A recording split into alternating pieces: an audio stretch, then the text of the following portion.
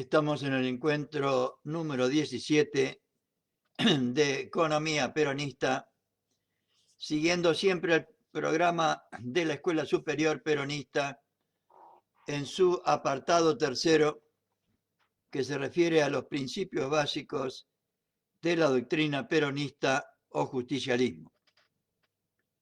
En este caso, estamos hablando de economía peronista, que es la teoría que pretende explicar el principio fundamental económico del peronismo, o sea, la independencia económica. Siempre recordando el lema de esta materia. Como doctrina económica, el justicialismo realiza la economía social poniendo el capital, o sea, el dinero, al servicio de la economía, o sea, de la producción, y la producción al servicio del bienestar social, o sea, al servicio del hombre, de la mujer, del ser humano. Estamos ya entonces en la tercera parte de economía peronista, que se refiere a los resortes de la economía económica. Y en la segunda parte compartiremos hoy la segunda parte del capítulo 8 referido a las inversiones del Estado. Es un capítulo bastante técnico, pero lo importante es ver que estamos hablando de los resortes de la conducción económica. El peronismo realiza la conducción económica en oposición al laissez-faire, el dejar hacer, dejar pasar del neoliberalismo para que manejen las cosas las corporaciones nacionales o internacionales, o el dirigismo que tienen otros proyectos políticos. El peronismo realiza la conducción económica.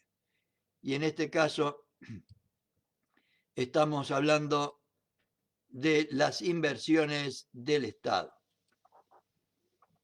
Siempre recordamos el esquema general de la doctrina peronista referida al principio fundamental económico que recordábamos recién de la independencia económica, porque la pretensión que tengo al compartir estos textos con ustedes es simplemente contribuir a la comprensión de este principio fundamental que implica recuperar el patrimonio nacional, recuperar la riqueza argentina, la riqueza de la nación para los argentinos y las argentinas.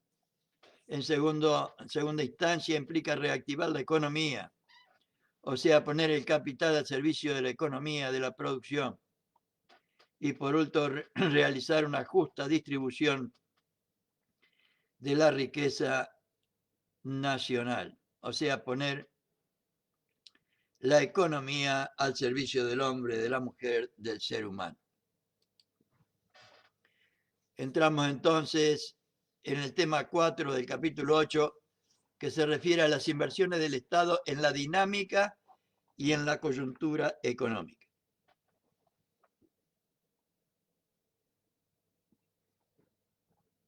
Vamos a ver qué nos decían en el segundo plan quinquenal. El segundo plan quinquenal quiere precisamente desarrollarse dentro de ese concepto de equilibrio dinámico y el cumplimiento de sus previsiones establecidas con toda precaución nos ha de dar, en términos generales, al final del quinquenio, una mayor riqueza económica y un mayor bienestar del pueblo. Los dos fines que buscábamos recién. Primero, recuperar el patrimonio nacional. Segundo, aumentar la riqueza. Y en tercer lugar, realizar una justa distribución, o sea, un mayor bienestar general del pueblo. El bienestar del pueblo ha de ir afianzándose con el aumento de la producción, claro, y en consecuencia de la potencialidad económica de la nación. Si aumenta la producción, si aumenta la riqueza y hay una justa distribución, debería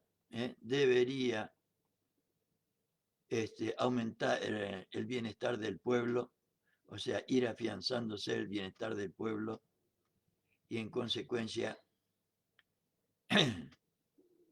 la potencialidad económica de la nación. Ese es el aspecto dinámico que ha de tenerse en cuenta según el segundo plan quinquenal para las inversiones del Estado. Debe notarse especialmente que la evolución y crecimiento de la potencialidad económica no ha de perturbar el correspondiente equilibrio social y el desarrollo equilibrado de la coyuntura económica. Entendemos por coyuntura económica al tipo de relación que constantemente afecta a los diferentes sectores de la economía.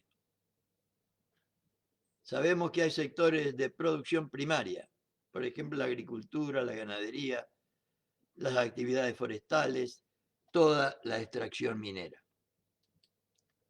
Las actividades secundarias o de transformación son esencialmente las industriales o las industrias, como dice ahí. Las actividades que se suelen catalogar como terciarias son las que corresponden a los diversos servicios en la distribución de las mercaderías. Es indudable que hay un cierto estado de armonía en las relaciones de unos sectores con otros, estado que al perturbarse provoca acciones y reacciones en los otros sectores. Desde este punto de vista se pueden demarcar tres grandes focos, donde puede observarse este estado de plenitud de la economía en su equilibrio básico o esencial. La economía del campo, que es esencialmente agropecuaria, la economía urbana, que es esencialmente de transformación, y el comercio exterior del país. Observando estos tres sectores en un momento dado, se puede advertir dónde está lo más importante para que a través de la acción del Estado y de los otros resortes con que cuenta el Estado, que no lo mencionamos expresamente aquí y que son los resortes financieros, se puede influir indirectamente en forma persuasiva para restablecer el equilibrio. Estas circunstancias cambiantes nos indican lo que es la coyuntura económica. El aspecto dinámico es algo que va ocurriendo en el tiempo, a medida que se desarrolla la producción y el comercio exterior en un año determinado, y según las perspectivas que ese comercio exterior ofrezca como base para financiar las inversiones. Por lo tanto, en la medida en que el comercio exterior nos ofrece una perspectiva favorable, las inversiones tienen una base de mayor seguridad. Supongamos que invertimos un peso, del cual 60 centavos van a canalizarse para compras de materias primas, elementos y otras cosas que se necesitan en inversiones dentro de la economía, y 40 centavos se tienen que canalizar para compras en el exterior a través de importaciones. En la medida en que se asegura la importación correspondiente a esos 40 centavos, en esa medida uno puede iniciar la obra interna sin ninguna preocupación extraordinaria. Si no hubiese la seguridad de que la importación se va a realizar, uno correría el riesgo de empezar la tarea, ir hasta un tercio de la obra y lo mejor, detenerse porque el elemento que se tiene que traer del exterior juega un papel estratégico en el desarrollo de la obra. Esa es la importancia que tiene entonces en la dinámica económica interna el sector del comercio exterior. Veamos entonces el tema 5 del capítulo 8. Las inversiones estatales y zonas especiales de reactivación que estaban establecidas en el segundo plan quinquenal. Desde ya que está lejos en el tiempo y en la realidad de nuestro país, pero bien vale compartirlo también con ustedes para ver la planificación que tenía el segundo plan quinquenal, que deberíamos seguramente repetir igual o mejor. Para el quinquenio, que era 1953-57, se establecerá una o más zonas económicas del país como región de reactivación especial a fin de orientar hacia ella el máximo esfuerzo nacional en las zonas rezagadas del país. Este es un objetivo general del segundo plan de inversiones del Estado, porque Perón siempre tomó a la Argentina como una sola unidad, de manera que es tan importante la Patagonia como Buenos Aires, como Jujuy, como Mendoza, como Misiones, como Chaco y Formosa. Todos son importantes. Y el segundo plan quinquenal decía, decláranse zonas especiales de reactivación las siguientes: la Patagonia, provincias Eva Perón y Presidente Perón, o sea, Chaco y Formosa. No me acuerdo si era... Sí, otros territorios nacionales y el delta del río Paraná, que serán objeto de una adecuada planificación regional según expresa el objetivo especial segundo de ese mismo plan. No me acuerdo si la provincia de Eva Perón es Chaco o es Formosa o La Pampa, no me acuerdo. Este aspecto del plan quinquenal tiende a la expansión de la frontera económica del país. Estas son las zonas que podríamos denominar poco desarrolladas, como se expresa en ese lenguaje internacional que han fabricado las Naciones Unidas. Desde ya estas provincias antes eran territorio nacional, no eran provincias, y seguramente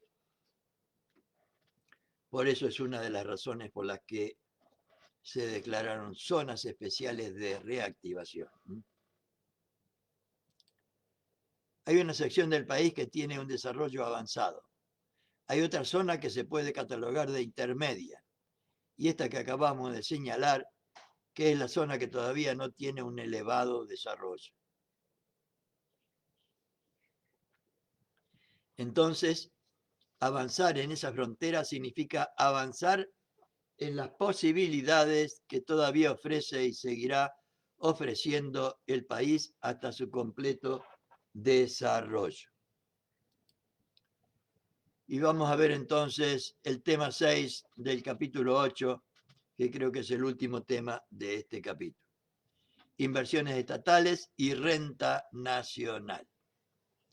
El objetivo general 13 del capítulo 30 del segundo plan quinquenal dice: la magnitud de las inversiones para atender a la realización de cada plan será determinada teniendo en cuenta a.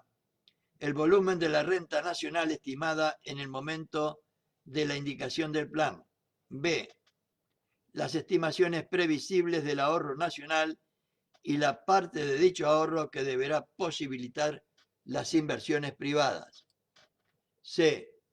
Las estimaciones referidas a las recaudaciones correspondientes a los fondos especiales que constituyen recursos de cada plan.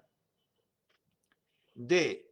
Las estimaciones del crédito bancario disponible sin perjuicio monetario. Y E,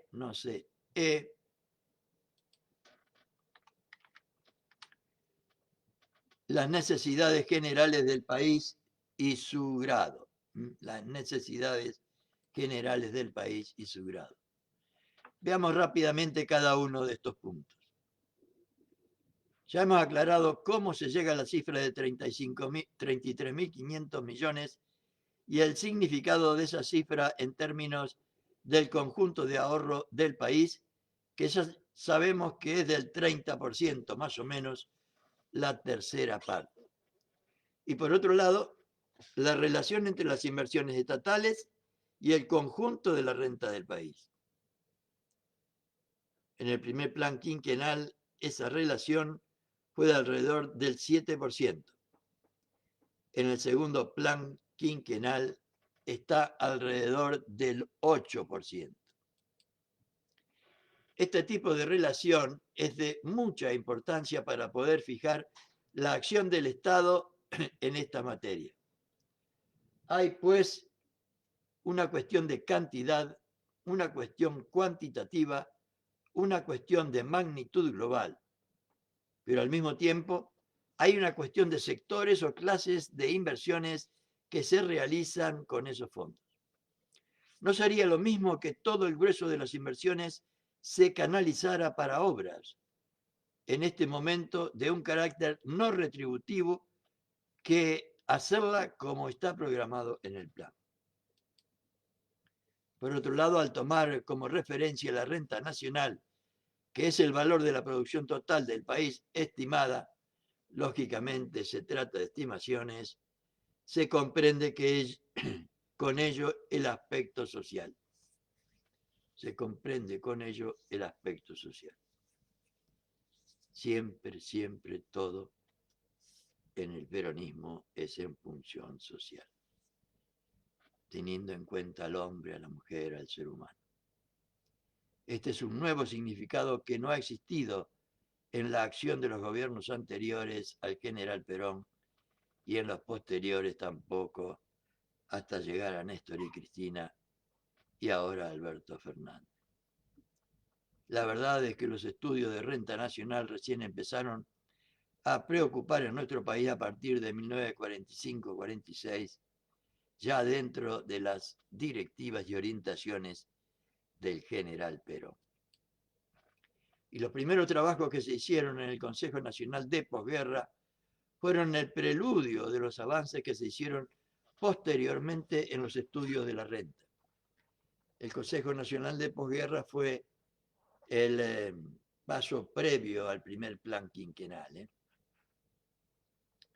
En el Consejo Nacional de Posguerra se trazaron las líneas de estos estudios que posteriormente han seguido perfeccionándose.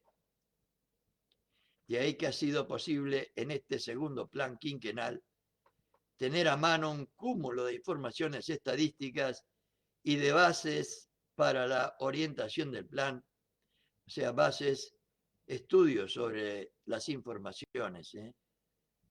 En el primer peronismo a los estudios realizados sobre la información, sobre las estadísticas, se le llamaban estudios bases para la orientación del plan, que han superado sin duda a lo que se tuvo cuando se anunció el primer plan quinquenal. Se habla de 100.000 propuestas para el segundo plan quinquenal, de los sectores privados, de las provincias, de los ministerios y de los municipios. Con todo, las cifras estadísticas, los elementos informativos y todo ese arsenal de conocimientos técnicos son solamente elementos de referencia. No quiere decir que una vez conseguidos haya que seguirlos ciegamente. Son algo así como los parámetros dentro de los cuales se va desarrollando la acción a través de la conducción económica. Son instrumentos para la conducción económica.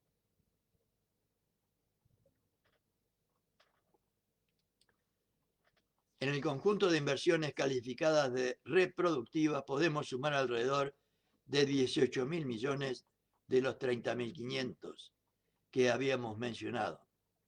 Inversiones que se destinan a diversificar y ampliar las facilidades de transporte, comunicaciones y la producción de combustibles y energía eléctrica.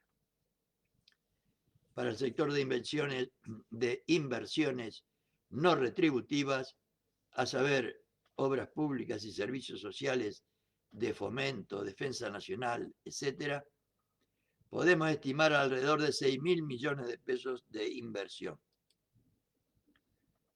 El resto participa de uno o de otro tipo de inversión, más recostándose sobre lo retributivo.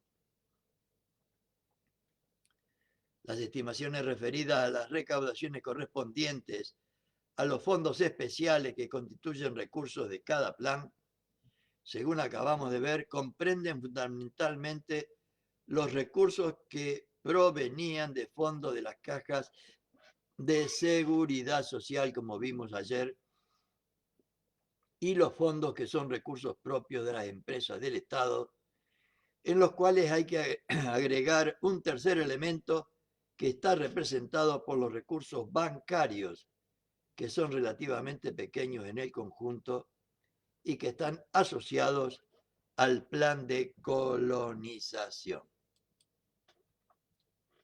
Los otros dos puntos que se refieren a las estimaciones del crédito bancario disponible, sin perjuicio del equilibrio monetario y a las necesidades generales y su grado de urgencia, pueden ser resumidas así. Lógicamente es necesario tener una apreciación de cuáles son las necesidades del crédito para aplicar un programa que responda a la concepción justicialista en esta materia. Concepción justicialista en esta materia. Es decir, que el crédito sea canalizado para la producción de bienes útiles para la comunidad y que se excluya prácticamente cualquier posibilidad de desvío en el uso de esos recursos del crédito para otros propósitos que no sean los establecidos en el plan y, en particular, evitar que se canalicen como medio especulativo, como nos pasó los últimos 4 años que nos gobernaron los cipayos y vendepatria. Ese es el significado profundo que tiene la reforma monetaria realizada con la nacionalización del Banco Central, reforma que ha ido siendo perfeccionada, adaptándose a programas especiales como ser el programa que se denomina de crédito agrario planificado. Crédito agrario planificado. En términos generales, entonces, el equilibrio monetario es un aspecto que corriente y ordinariamente está preocupando a las autoridades monetarias. Fijar el volumen de crédito total para utilizarse por las diferentes actividades del país es una tarea tan difícil como fijar los posibles ingresos de divisas que va a tener en un año determinado. Esa tarea es una tarea que se está haciendo ahora con mejores elementos de juicio, especialmente estadísticos, y que se trata de ganar en el tiempo para perfeccionar la obra de previsión económica. Es decir, el banquero privado trabajaba con un criterio de esperar al cliente en la ventanilla. Con el criterio que se establece ahora, hay que saber por anticipado lo que se necesita antes que el cliente llegue a la ventanilla. Esa es la tarea de anticipar la necesidad del crédito. Y en esa forma, entonces, tomando los grandes sectores de la economía del país, se puede tener una idea de cuál es el sector que va a requerir mayor ayuda o mayor apuntalamiento a través del instrumento crediticio. Esto entonces comprendería lo que está denominado aquí como necesidades generales del país y su grado de urgencia. Quiere decir que el monto total de inversiones del Estado, la política realizada a través del sistema bancario oficial en la política de crédito o la política monetaria, son grandes resortes que tienen que sopesarse, amoldarse y orientarse dentro de ese marco para que la economía no tenga grandes contratiempos que puedan perturbar la consolidación de esa obra que está marchando ahora en el segundo plan quinquenal. Y con esto, compañeras y compañeros, terminamos el capítulo 8, no sin antes desearles a todos y a todas